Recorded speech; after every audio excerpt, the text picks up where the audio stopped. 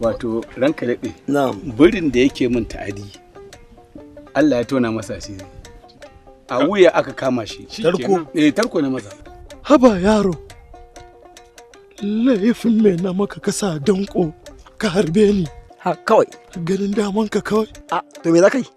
Me za ka min? Saboda Allah baka na daman jifa na da kai har kana can me zan yi? Ka yi magani mana. Ai na harbe ka na harbe banza baka san ni ba ne. Ka ga ne ni nan. To zan nuna maka cewa tsuntsun da ta ja ruwa ita ruwa kan doka. Ina je ba magani.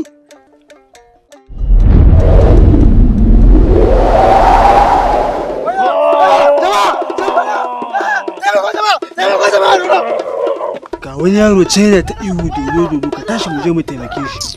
Tashi dan Allah mu je. Kai muryawa kake ji? To in kai bako ne gagara ne.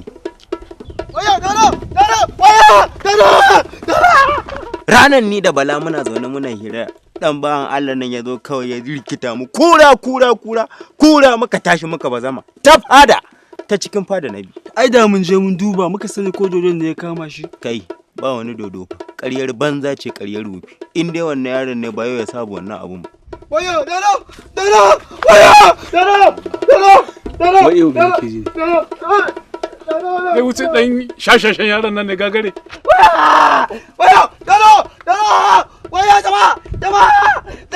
Ku duba irin wannan al'amari. Da yaran na ya kama na ƙarya kura, yanzu kuma ya kama na ƙarya dodo. To dodon ya kama shi. Ya cinye shi. Mu da zai cinye shi ma ai da wallahi ta mana kyau. Sosai kuwa. Nan fa ya samu tsofai da mu muka dinga rarrafe muna gudu muna zubar da takalma da huluna. Kamar mai gari ya kama rarrafe. Wannan yaro kai Allah ya isa tsakanin mu ma da shi wannan. Ni yanzu ma abun nan tana abun yake min zafi. Ya kashe ka dodon.